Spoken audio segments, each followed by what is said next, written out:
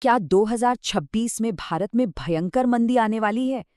Social media और news चैनलों पर आजकल सिर्फ एक ही डर छाया हुआ है, ग्लोबल क्राइसिस, महंगा तेल और डूबता हुआ बाजार।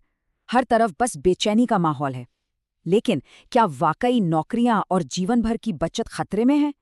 चलिए, इन डरावनी हेडलाइंस के पीछे चलते हैं और इस एनालिसिस में असली आंकड़ों को डिकोड करते हैं। अब ये एक ऐसा सवाल है जो हम सबके दिमाग में घूम रहा है।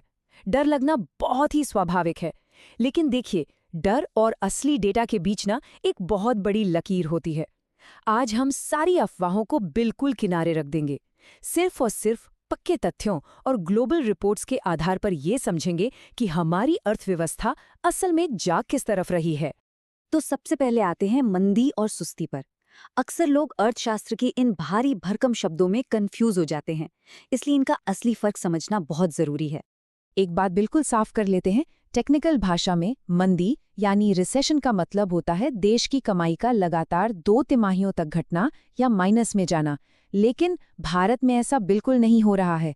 भारत में सिर्फ आर्थिक रफ्तार थोड़ी धीमी हो रही है, जिसे हम इकोनॉमिक स्लोडाउन या सुस्ती कहते हैं। इसे ऐसे समझिए, जैसे कोई गाड़ी हाईवे पर चल रही है। गाड़ी क्रैश नहीं हुई है और रुकी भी नहीं है, बस उसकी स्पीड 80 से घटकर 65 पर आ गई है। ग्रोथ अभी भी पॉजिटिव है, बस रफ्तार थोड़ी कम हुई है। जरा इतिहास के पन्ने पलटकर देखते हैं। भारत ने पहले भी कई बड़े झटके सहे हैं। 1991 का पेमेंट संकट हो या 2020 की कोविड महामारी, जिसने वाकई देश में एक गहरी मंदी ला दी थी। लेकिन 2008 और 2009 के ग्लोबल फाइनेंशियल क्राइसिस को याद कीजिए। जब पूरी दुनिया भयंकर मंदी में डूब रही थी ना, तब भारत में केवल एक स्लोडाउन आया था। हमारा बुनियादी ढांचा इतना मजबूत था कि हम उस क्राइसिस को भी आसानी से झेल गए। इतिहास से प्रेरणा लेकर अब बात करते हैं आज की। आखिर वर्तमान आंकड़े क्या कहते हैं? चलिए, दुनिया की सबसे बड़ी संस्थाओं के अनुमानों पर नजर डालते हैं। दुनिया भर में इतनी उथल-पुथल मची है, फिर भी हमारा आउटलुक काफी शानदार है। वर्ल्ड बैंक ने अभी हाल ही में फाइनेंशियल ईयर 2027 के लिए भारत की ग्रोथ का अनुमान बढ़ाकर 6.6% कर दिया है। अब सवाल उठता है कि ऐसा क्यों? क्योंकि देश की अपनी घरेलू मांग, प्राइवेट कंजम्पशन और महंगाई की दरें बहुत ही स्टेबल और मजबूत स्थिति में हैं। इन आंकड़ों को थोड़ा और करीब से देखते हैं। रिजर्व बैंक का अनुमान सबसे शानदार 7.5% है। गोल्डमैन सैक्स इसे 6.9% बता रहा है और वर्ल्ड बैंक 6.6%। अब जरा सोचिए, अमेरिका और यूरोप जैसे विकसित देश आज 2 या 3% की रफ्तार के लिए तरस रहे हैं, और हम 7% के आसपास खड़े हैं। ये साबित करता है कि आज भी भारतीय अर्थव्यवस्था दुनिया की सबसे तेजी से बढ़ती अर्थव्यवस्थाओं में से एक है। हाँ, कुछ संस्थाओं के अनुमान थोड़े से कंजर्वेटिव जरूर हैं। यूनाइटेड नेशंस ने 6.4% कहा है और मॉर्गन स्टैनली ने 6.2% का अनुमान लगाया है। लेकिन सबसे अहम बात यह है कि इन थोड़ी कम दरों के बावजूद भारत टॉप पर है। 6.2% की ग्रोथ को किसी भी एंगल से मंदी तो बिल्कुल नहीं कहा जा सकता। लेकिन देखिए, तस्वीर का दूसरा पहलू भी है, वैश्विक चुनौतियां और उनका प्रभाव। हम उन ग्लोबल तूफानों को इग्नोर नहीं कर सकते जो इस ग्रोथ को कड़ी टक्कर दे रहे हैं। इस वक्त दुनिया भर में कई हेडविंड्स यानी विपरीत हवाएं चल रही हैं। मिडल ईस्ट के तनाव ने ग्लोबल सप्लाई चेन को बुरी तरह हिलाकर रख दिया है। ऊपर से अमेरिका की नई नीतियां और उनके टैरिफ के खतरों ने एक्सपोर्टर्स की मुश्किलें बढ़ा दी हैं। यहाँ तक कि मेक्सिको भी टैरिफ बढ़ाने की बात कर रहा है। इसके साथ ही विदेशी निवेश बाहर जाने से भारतीय रुपए की कीमत गिर रही है, जिससे महंगाई का प्रेशर सीधा आम जनता की जेब पर आ रहा है। 91%, जी हाँ, सिर्फ इस एक नंबर पर गौर कीजिए। भारत अपनी जरूरत का 91% कच्चा तेल बाहर से आयात करता है।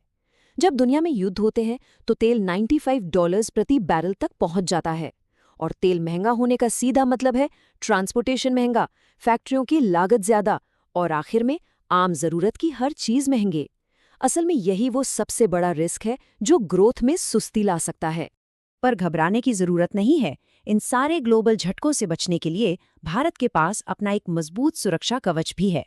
चलिए देखते हैं ये शील्ड कैसे काम करती है। सबसे बड़ा कवच तो हमारी अपनी भारी घरेलू मांग है।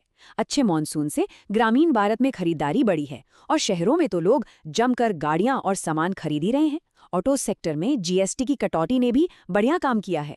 इसके अलावा सरकार इंफ्रास्ट्रक्चर यानी सड़कों, हाईवेज और रेलवे पर जमकर पैसा लगा रही है। हमारा सर्विस एक्सपोर्ट भी हर साल 11% की दर से बढ़ रहा है। और इन सब के ऊपर रिजर्व बैंक एकदम सही समय पर कदम उठाकर मार्केट में पैसे का फ्लो बनाए हुए हैं।